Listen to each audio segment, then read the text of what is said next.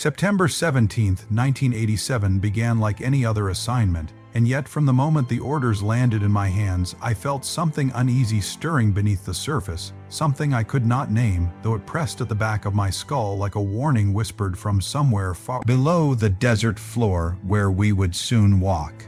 They told us it was a structural inspection at a remote installation outside a quiet stretch of New Mexico land near the small town of Dulce. But even that word routine sounded false in that cramped briefing room inside Kirtland Air Force Base, where the lights hummed and the air felt colder than it should have been. My name is Ethan Ramirez, and at that time I was a sergeant in a special operations unit with 7 years of service and enough classified exposure to believe I had already seen the edges of the military world where secrets lived in silence and the truth bent under the weight of need. But the folder they handed us that morning felt hollow, almost empty, containing only coordinates, a contact name, and a single line of instruction telling us to evaluate structural stability and note any anomalies. That was it. No history, no personnel, no mission background, nothing. It felt like stepping into a doorway with no idea of what waited on the other side. We left Kirtland before sunrise, riding in 2 unmarked Humvees, pushing north across high desert, where scattered juniper trees cast long shadows across red stone glowing under the early light. My team was small. Private Miguel Torres, sharp, quiet, steady, handled communications and logistics. Sergeant Javier Luna served as our security lead, cautious by nature and hardened by experience. Our driver, Ortega, spoke little but drove like a man entrusted with secrets. As miles passed, the land grew emptier and the sense of being watched settled around us like invisible fog. Fences rose along the highway topped with coiled wire that looked too new for any abandoned site.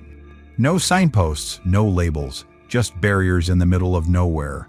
When Dulce finally appeared, it looked almost untouched by time, a cluster of buildings sitting inside the vast Jicarilla Apache reservation. Locals watched us pass, not hostile, but aware, their silence heavy like they knew something lived out in the hills that strangers were not meant to disturb. We found our contact waiting at the edge of town beside a dusty access road curling into the rising terrain. He introduced himself as Colonel Marcus Hayes, though nothing about his plain clothes matched his rigid bearing or the sharp, controlled focus in his eyes. He spoke with clipped precision, telling us the facility lay 8 miles in, and once inside, we were to maintain radio silence and avoid taking photographs without explicit approval. If we saw anything unusual, we were to report only to him. The words hung in the air like a lock clicking shut. We followed his truck into the hills where dust rose behind our wheels and the road twisted through brush and jagged rock. After 20 minutes, a fence appeared, tall steel, crowned with razor wire, guarded by 2 silent men in a concrete booth, who checked our documents, then waved us through without a word. Beyond the gate, the land dipped into a narrow canyon that carried a strange, quiet weight, as if sound itself hesitated there. The entrance sat carved into the base of a mesa, a concrete mouth with a polished steel door that gleamed too clean against the aged rock. Hayes keyed a code and the door side open, revealing a descending corridor harshly lit by buzzing fluorescent lights. Inside, the air felt sterilized, stripped of scent, like a place meant to hide things not meant for daylight. At the corridor's end, an elevator awaited, its panel showing 5 levels. Hayes selected level 2, and the slow descent made my ears ring as though we were sinking beneath something heavy. When the doors parted, a wide hallway greeted us, smelling faintly of chemicals and metal. Hayes led us into a small briefing room where a monitor displayed the layout of the facility.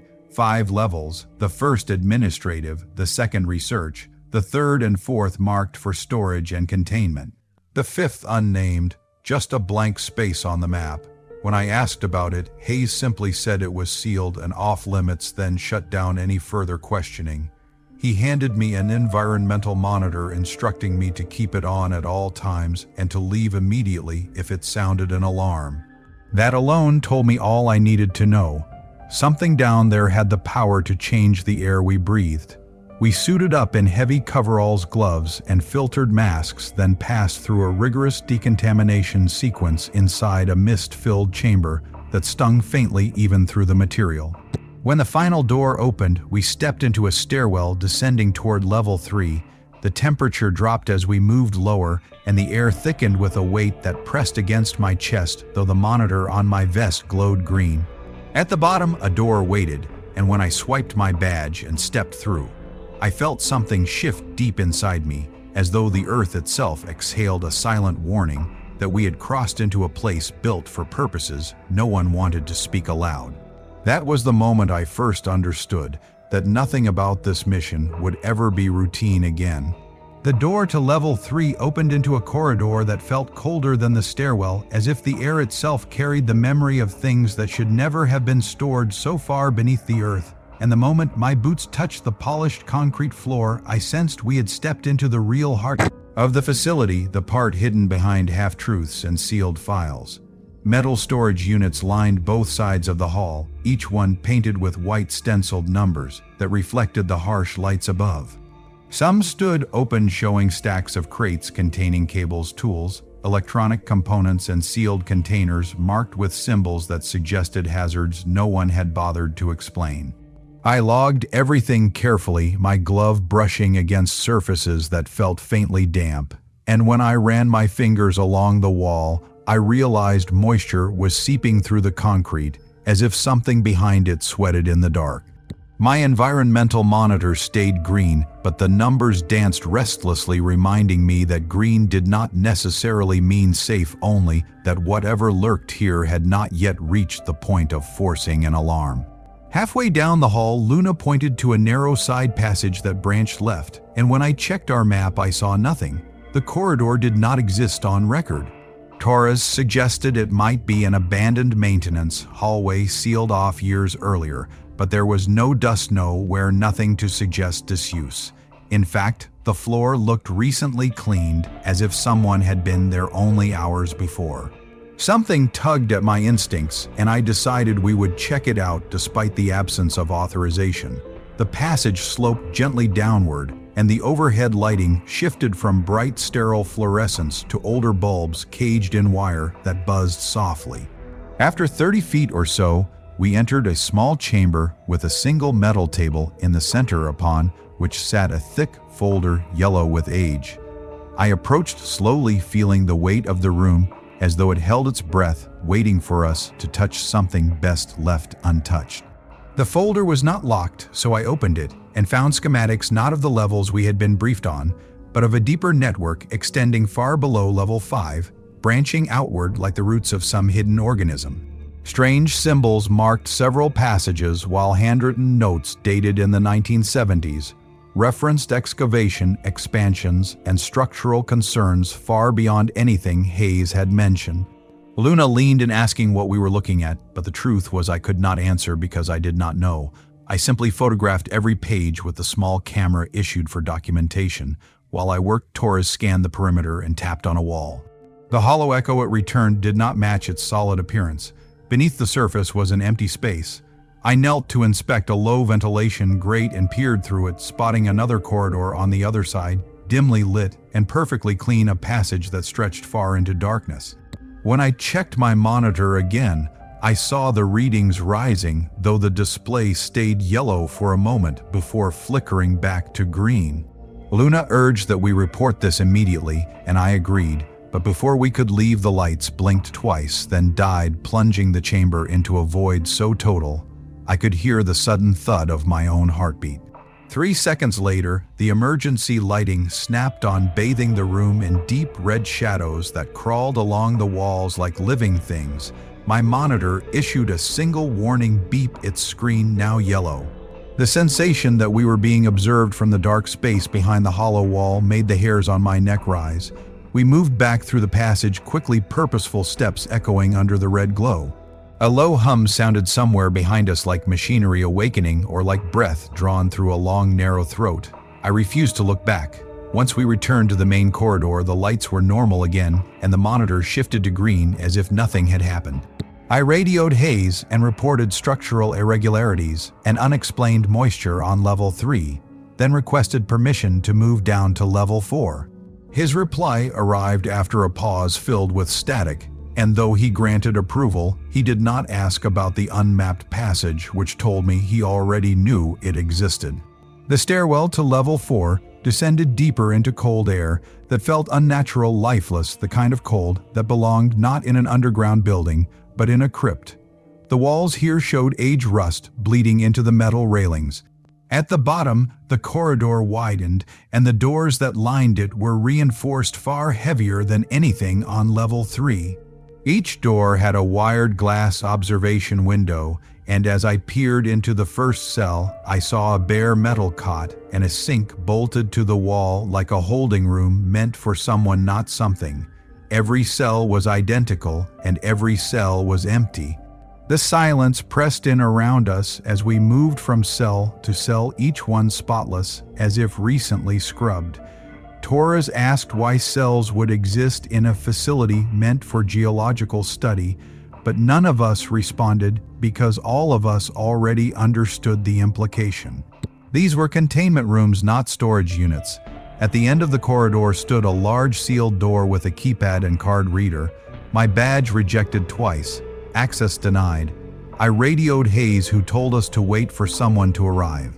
His tone held the edge of something he was trying to hide.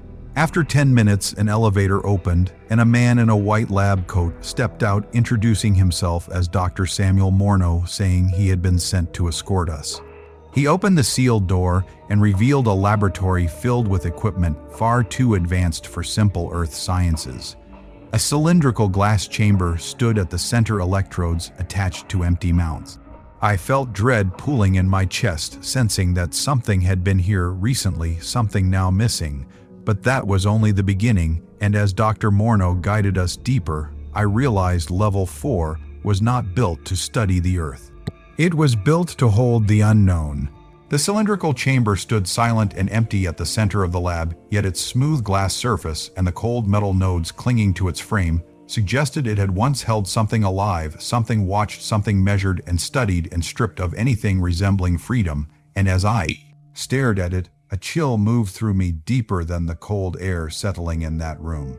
Dr. Morneau guided us along the workbenches lined with microscopes, sealed vials, centrifuges, and instruments far beyond anything used for simple geological research, and the longer I looked, the clearer it became that the story Hayes had given us was nothing more than a curtain drawn over a much darker stage.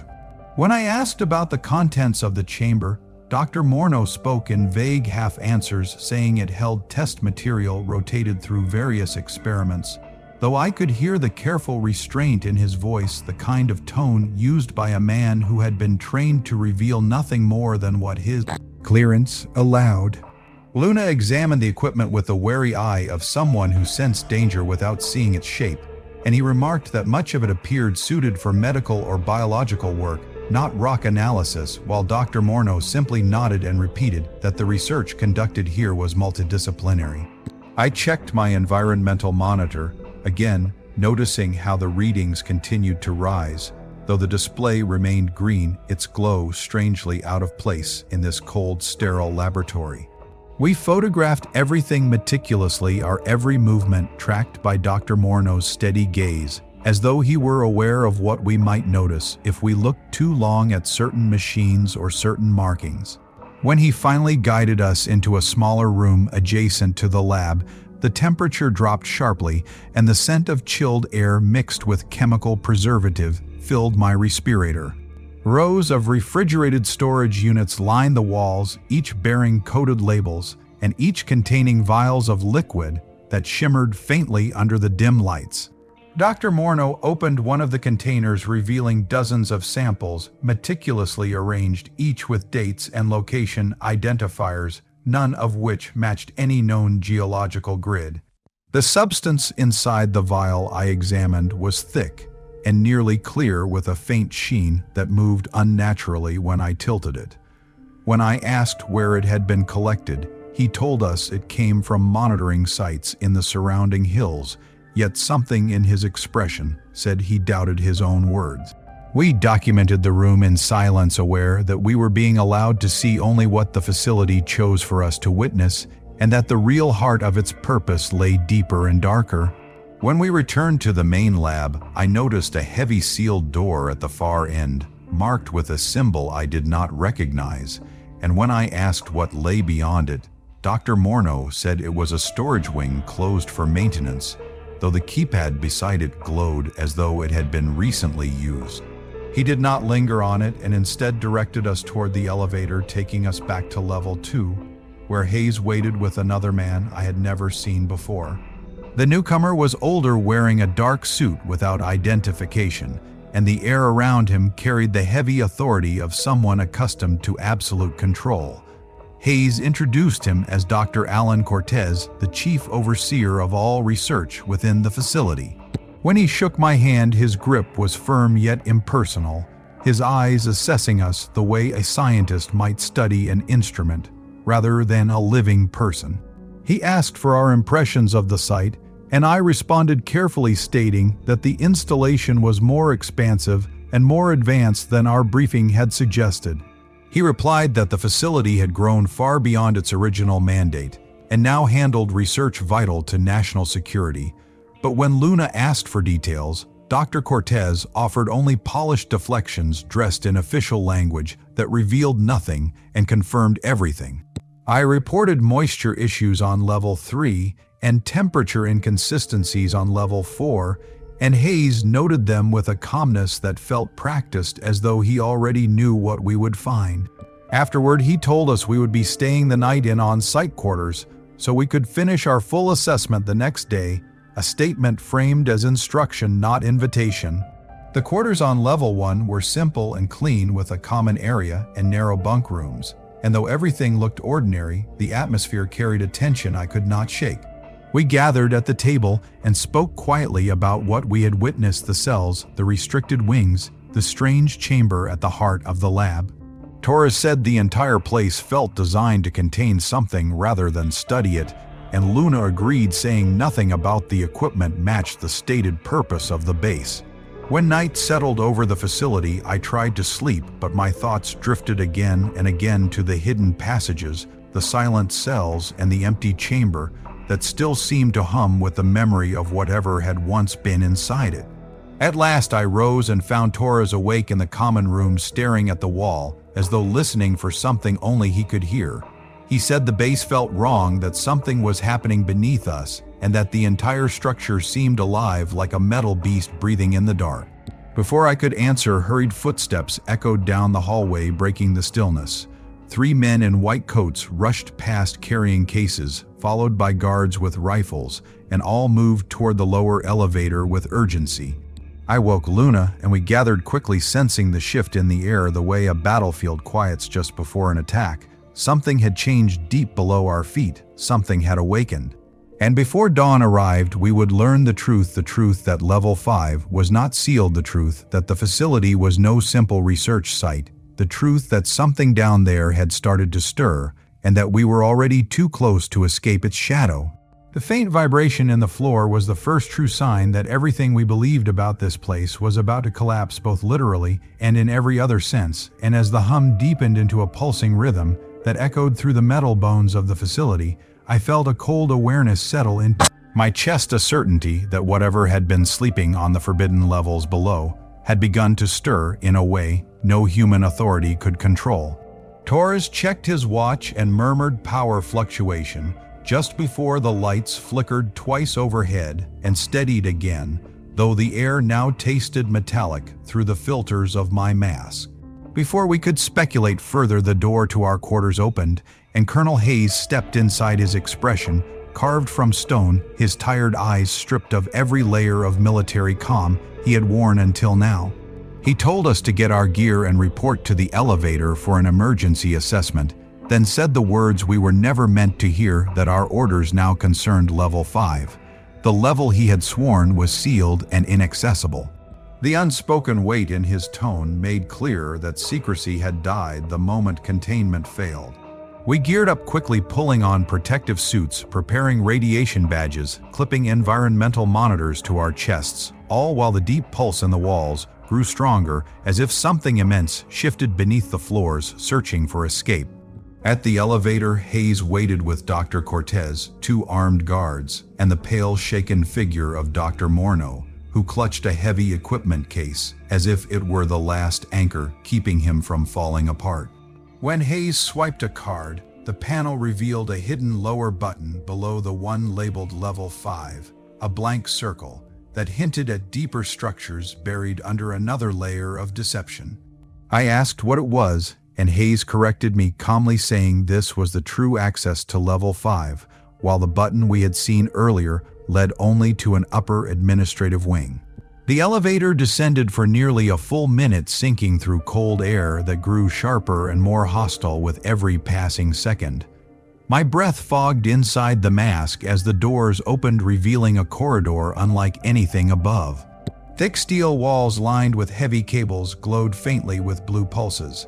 The temperature felt like winter frozen into metal, and my environmental monitor jumped to yellow the instant I stepped forward. Hayes warned us not to touch anything or open doors without permission, and led us deeper through branching hallways that stretched like arteries through a buried giant. The air carried a low mechanical moan, almost alive.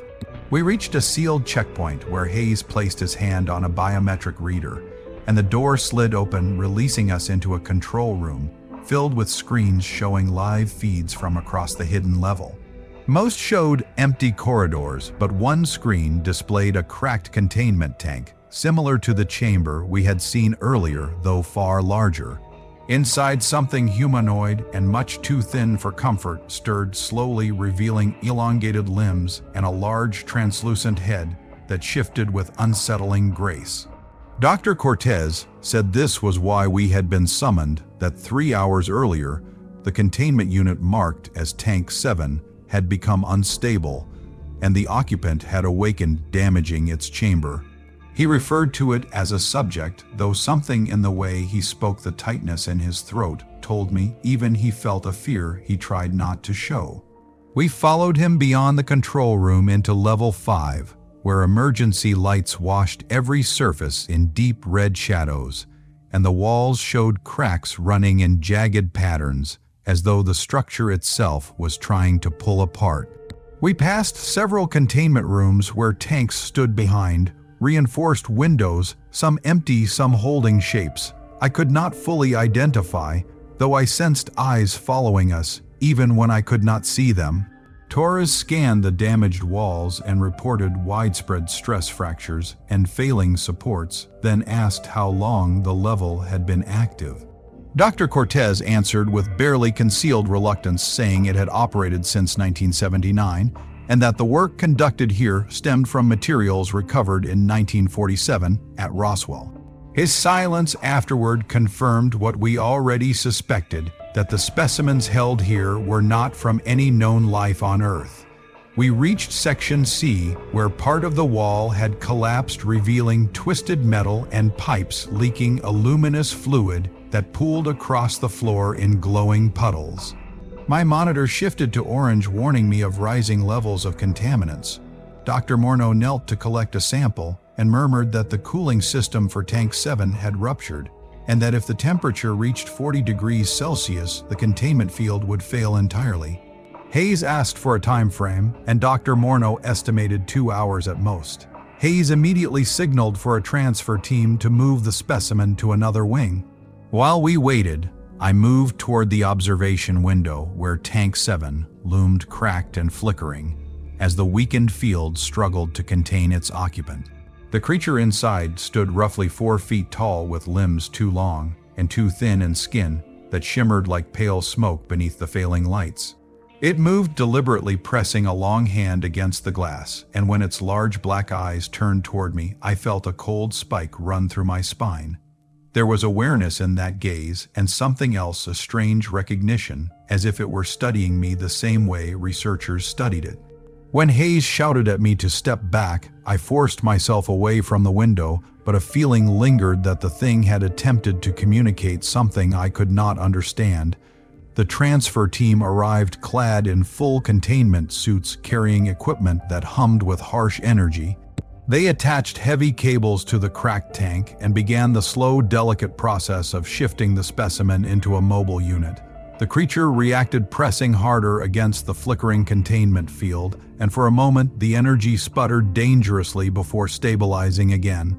The transfer lasted long minutes, during which my monitor crept upward toward the red threshold, and the air seemed to vibrate with tension. When the specimen was finally sealed inside the rolling chamber, it pressed a hand once more to the reinforced glass, staring at me with that same unreadable expression before it vanished into the hallway as the team pushed it away. With the transfer complete, Hayes ordered us to document every detail of the structural damage and left us with Dr. Morneau. As we began our assessment, the heavy dread in the air made it clear that whatever had been housed here now threatened not only the integrity of the facility, but every living soul above it, because something had awakened and the prison built to contain it was beginning to fail. The moment the transfer team wheeled the mobile containment unit away, I felt the tension in the air tighten like a wire stretched too far, ready to snap. And as the fading echo of their footsteps dissolved into the corridor, my gaze drifted once more to the damaged observation window where the cracked remnants of Tank 7 still shimmered faintly with the energy of a field that wanted to die. The image of the specimen staring at me lingered in my mind, its long, thin hand pressed to the reinforced glass, its black eyes carrying a depth I could not explain, a depth that suggested understanding and perhaps even a plea. Hayes had pulled me away, yet the silent message still burned in my thoughts, as if the creature had looked into me rather than at me. With the transfer complete, he left us under the supervision of Dr. Morneau, who hovered nearby with a hollow expression like a man who had lived too long with truths that eroded him from the inside. We began our assessment of Section C, documenting fractures along the walls, taking readings, measuring structural shifts, and recording temperature anomalies, while the floor vibrated with the distant mechanical heartbeat of systems struggling to hold this underground labyrinth together. Torres muttered that the entire level felt like a sinking ship, and Luna added that whatever had been imprisoned here clearly wanted freedom. Dr. Morneau stood quiet for a moment and then asked if we saw him as a monster for working in such a place. I kept my focus on the scanner in my hands, tracing the angles of a widening crack, but answered honestly, saying he was involved in something most people could not imagine, let alone believe. He confessed softly that when he first came here in 1979, he expected to study soil samples and atmospheric conditions, and instead found himself dealing with beings they barely understood, beings that had not chosen to be here. Luna called him a zookeeper, though he said containment specialist was the official term, yet the word felt like a thin cloth trying to cover the reality that these halls held prisoners, not research subjects. I asked how many were down here, though he said he could not say, and in that silence the answer became clear. Too many and too dangerous. Torres finished scanning the compromised beams and said we needed to check adjacent sections, because if this wall was failing, pressure might have shifted into nearby areas, echoing the stress throughout the level. Dr. Morneau agreed and led us through a secondary passage into another wing where the lighting dimmed into a colder hue. The corridor there showed similar fractures, though not as severe, and as we passed sealed containment rooms, I caught fleeting movements behind reinforced windows. One chamber held a shape too large to identify, a mass shifting in slow, heavy motions like something dreaming beneath murky water. When I asked about it, Dr. Morneau said it was Subject 12, dormant for now. He added that not all specimens shared the same form, some not humanoid at all. His voice lowered when he said this, and his eyes drifted away as though recalling things too difficult to relive. Before I could ask for details, an alarm erupted overhead, a sharp, rhythmic pulse that rattled the steel plating along the walls. The sound cut through my respirator and vibrated in my ribs. Red lights strobed across the corridor. Dr. Morneau grabbed his radio, demanding an update, and a crackling voice reported a breach in Tank 4 and a specimen loose in the halls near the junction between Sections A and B. That location was far too close. His face went pale, and he told us we needed to move immediately. We ran, following him through the corridor as the alarm howled and heavy doors slammed shut behind us, sealing chunks of the level one by one. We reached a security door just as it began to descend, Dr. Morneau dove through first. Luna and Torres followed. I dropped to the ground, pushing hard with my hands, and slid beneath the metal barrier a heartbeat before it crashed into the floor, sealing whatever had escaped behind us. On the other side, we entered a newer, cleaner section where the sound of the alarm was muffled. Dr. Morneau checked his tablet and said we were in Section D, a safe zone, and that the lockdown would contain the breach, though his voice trembled as if he doubted his own words. Luna asked what exactly had broken free, and Dr. Morneau said in a whisper that the subject in Tank 4 was extremely dangerous, held under maximum restriction, that whatever roamed the adjoining corridor now should never have been allowed consciousness, let alone movement.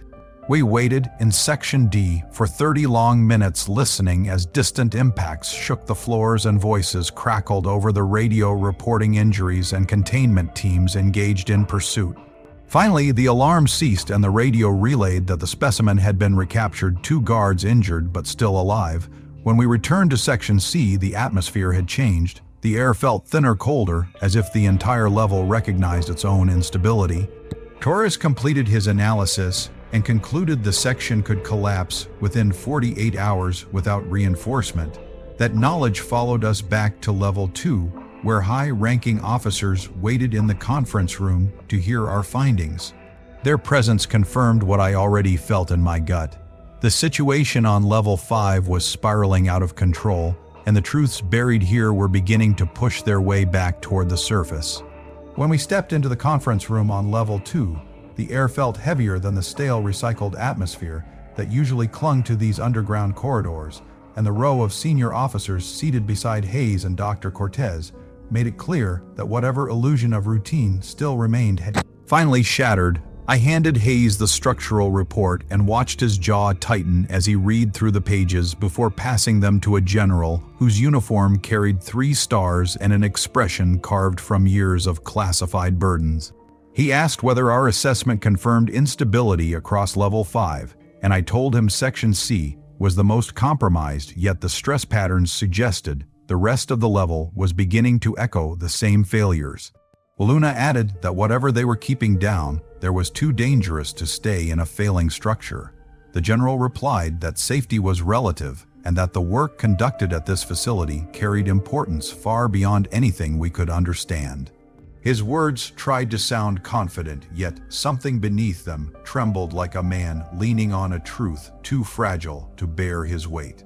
I told him the specimens could be relocated before the structure collapsed, but Dr. Cortez immediately rejected that idea, saying the subjects were too volatile to transport, and that nowhere else had containment systems equal to the ones here. Torres muttered that meant they were sitting on a ticking bomb, and no one disagreed, not even the officers who had arrived to maintain control of the narrative. The meeting ended with orders for a full top-to-bottom engineering survey, which meant we would remain on site for another 2 days, though the unspoken message hung in the room like smoke. They needed time, not clarity. They needed deniability, not survival. When we stepped into the hallway after dismissal, I could not shake the image of the specimens pressed against their tanks, nor the hollow eyes of the injured one that stared through us with a kind of hopeless understanding. Whatever else could be said about these beings, they were alive, intelligent, and experiencing imprisonment none of us could comprehend. That night, I lay awake listening to the rhythmic hum of the systems that kept this facility breathing. Yet beneath that mechanical pulse, a different tension lurked, stretching through the walls like a quiet scream silenced by steel and concrete.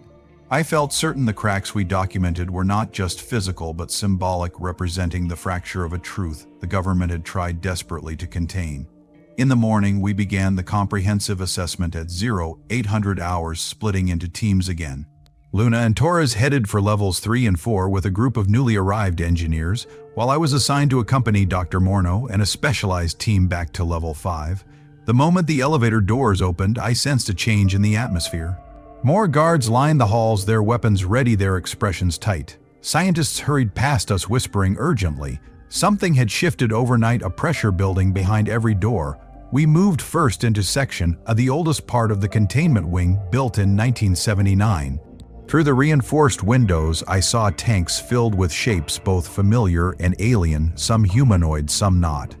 One specimen, only 3 feet tall, stared through the glass with dull, lifeless eyes, its body scarred, and one arm ending in a stump.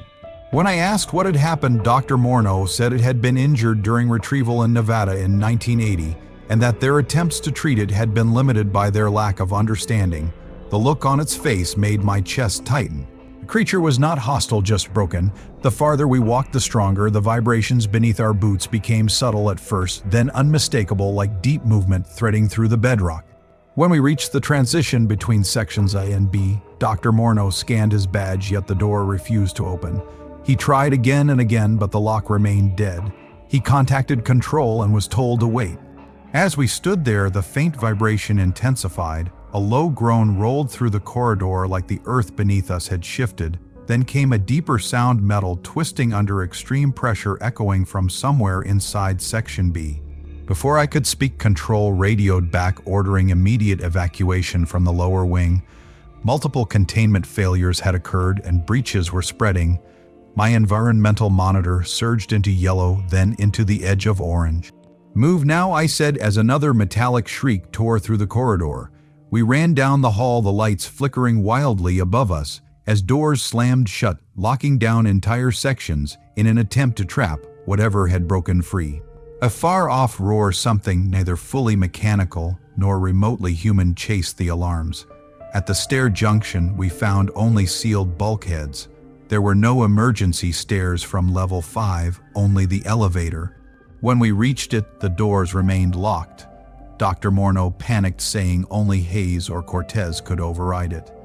I grabbed his radio and tried Hayes, who answered with static and strained breaths, saying they were working on extraction. Another roar echoed closer, this time followed by the thunder of something striking steel. Tora's eyes widened. Luna drew his weapon with a steady hand, though I could see the fear burning beneath his calm exterior. The security door behind us buckled inward under a massive impact. A long, jagged tear ripped open, and through it I saw multiple shapes emerging. 2 were the familiar gray forms from the tanks. The third was taller, angular, its limbs more pronounced, its movements deliberate. It fixed its eyes on me, and for a split second I felt that same recognition from before, as if it knew exactly who I was. It raised an arm and pointed. The other 2 lunged toward us. Rodriguez fired, hitting one center mass, but the wounds glowed faintly, and it kept coming. I ordered him to aim for the head, and the second shot dropped it. The other specimen closed in just as the elevator dinged. The doors opened, revealing Hayes and 4 guards armed with energy rifles that spat blue-white light. They fired in synchronized bursts, pushing the creatures back. The tall one did not attack. It only watched.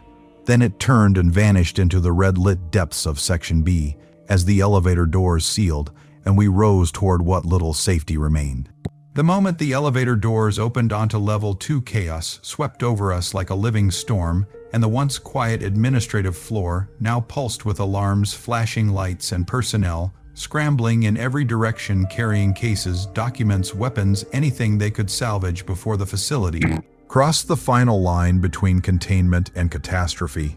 Hayes pushed us forward with an urgency that left no room for questions, and we followed him through the corridor toward the conference room, where the general and several high-ranking officers waited around a table littered with maps and emergency protocols.